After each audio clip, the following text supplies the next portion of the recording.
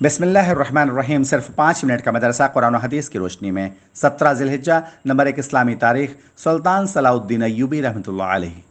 सुल्तान Salauddin Ayyubi रहमतुल्लाह अलैहि, जिन्हें फातिह बैतुल मुक़द्दस कहा जाता है, 6ठी सदी हिजरी के बड़े ही नामवर और कामयाब बादशाह गुजरे हैं। वालिद की तरफ निस्बत करते हुए उन्हें अय्यूबी कहा जाता है। उनकी परवरिश एक दरमियानी दर्जे के शरीफ ज़दा ख़ानदान में सिपाही की हैसियत से हुई। बादशाह बनने के बाद उन्होंने अपनी पूरी ज़िंदगी बड़े ही मुजाहिदे और सब्र के साथ गुजारी। उन्होंने अपनी ज़िंदगी का मकसद सिर्फ एक ही बना लिया था कि दुनिया में अल्लाह का नाम कैसे बुलंद हो। उनके कारनामों में सबसे बड़ा कारनामा यह है कि उन्होंने क़िबला अव्वल यानी बैतुल मुक़द्दस को आज़ाद कराया, जो तकरीबन 90 साल से ईसाइयों के कब्ज़े में था। ये वही क़िबला अव्वल है जहां हुज़ूर सल्लल्लाहु अलैहि वसल्लम ने अंबिया किराम की इमामत की थी और फिर वहां से आसमान का सफ़र किया था। ईसाइयों ने जब बैतुल मुक़द्दस पर कब्ज़ा किया था तो मुसलमानों पर जुल्म व सितम की इंतहा कर दी थी, मगर उसी बैतुल मुक़द्दस पर 90 साल के बाद जब मुसलमानों का दोबारा कब्ज़ा हुआ तो सुल्तान सलाउद्दीन अय्यूबी ने उनसे बदला लेने की बजाय ये ऐलान करा दिया कि जो बूढ़े आदमी फ़िदिया की रकम नहीं दे सकते वो आज़ाद किए जाते हैं कि वो जहाँ चाहें चले जाएं।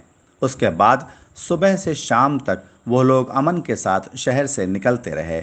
इसके साथ साथ उनको बैतुल मुक़द्दस की ज़ियारत की भी आम इजाज़त दे दी। सुल्तान सलाउद्दीन अय्यूबी का ये वो एहसान व करम था जिसको ईसाई दुनिया आज भी नहीं भुला सकती है। नंबर 2, अल्लाह की कुदरत। बर्फीले पहाड़। बाज़ ऊंचे इलाकों और बुलंद पहाड़ों पर सर्द मौसम की वजह से बर्फ़ जम जाती है और पहाड़ों की चोटी बर्फ़ से ढक जाती है, जबकि ज़मीन की सतह से बुलंद और सूरज के करीब होने की वजह से सख्त गर्मी होनी चाहिए थी और पानी भी ठंडा होने के बजाय गर्म होता। लेकिन इसके बावजूद पहाड़ों पर सख्त बर्फ़ जमी रहती है और सर्द माहौल रहता है। यही नहीं बल्कि जितना ऊपर जाएं और ज़्यादा सर्दी महसूस होगी। इन पहाड़ों की चोटियों पर बर्फ का जमना और सर्द माहौल का बनाना अल्लाह की कितनी अजीम कुदरत है। नंबर 3, एक फ़र्ज़ के बारे में। सुबह की नमाज अदा करने पर हिफाजत का ज़िम्मा। रसूलुल्लाह सल्लल्लाहु अलैहि वसल्लम ने फरमाया, जिसने सुबह की नमाज अदा की यानी फ़ज्र की नमाज अदा की वो अल्लाह की हिफाजत में है। नंबर 4, एक सुन्नत के बारे में। अपने बच्चों से प्यार व मोहब्बत करना। हज़रत अक़रा बिन हाबिस रज़ियल्लाहु अन्हु की मौजूदगी में रसूलुल्लाह सल्लल्लाहु अलैहि वसल्लम ने हज़रत हुसैन बिन अली रज़ियल्लाहु अन्हु का बोसा लिया। यह देखकर हज़रत अक़रा बिन हाबिस ने कहा, मेरे 10 बेटे हैं, मैंने कभी किसी का बोसा नहीं लिया। रसूलुल्लाह सल्लल्लाहु अलैहि वसल्लम ने यह सुनकर फरमाया, जो रहम नहीं करता उस पर रहम भी नहीं किया जाता। नंबर 5, एक अहम अमल की फजीलत। कुरान की तिलावत करना। रसूलुल्लाह सल्लल्लाहु अलैहि वसल्लम ने फरमाया, कुरान मजीद की तिलावत किया करो, इसलिए कि क़यामत के दिन ये अपने साथी यानी पढ़ने वाले की शफाअत करेगा। नंबर 6, गुनाह के बारे में। रिश्वत लेकर नाहक फैसला करना।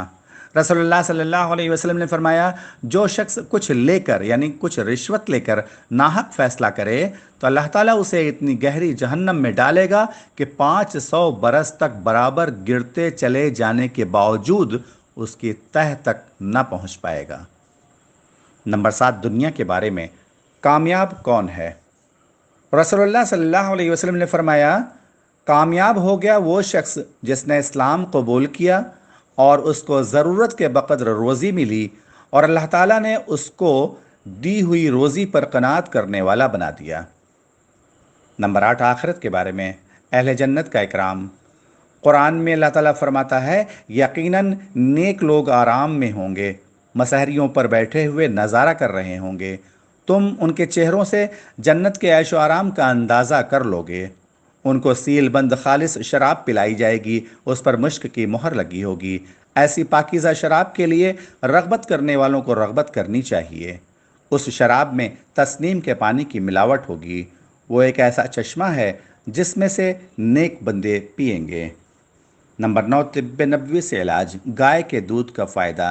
रसूलुल्लाह सल्लल्लाहु अलैहि वसल्लम ने फरमाया, गाय का दूध इस्तेमाल किया करो क्योंकि वो हर किस्म के पौधों को चरती है, उसके दूध में हर बीमारी से शिफा है। नंबर 10, कुरान की नसीहत। قرآن میں اللہ تعالیٰ فرماتا ہے، کیا ایمان والوں کے لیے ابھی تک ایسا وقت نہیں آیا کہ ان کے دل اللہ کی نصیحت اور جو دین حق نازل ہوا ہے اس کے سامنے جھک جائیں، اور وہ ان لوگوں کی طرح نہ ہو جائیں جن کو ان سے پہلے کتاب دی گئی تھی۔ یعنی وہ وقت آ چکا ہے کہ مسلمانوں کے دل قرآن اور اللہ کی یاد اور اس کے سچے دین کے سامنے جھک جائیں۔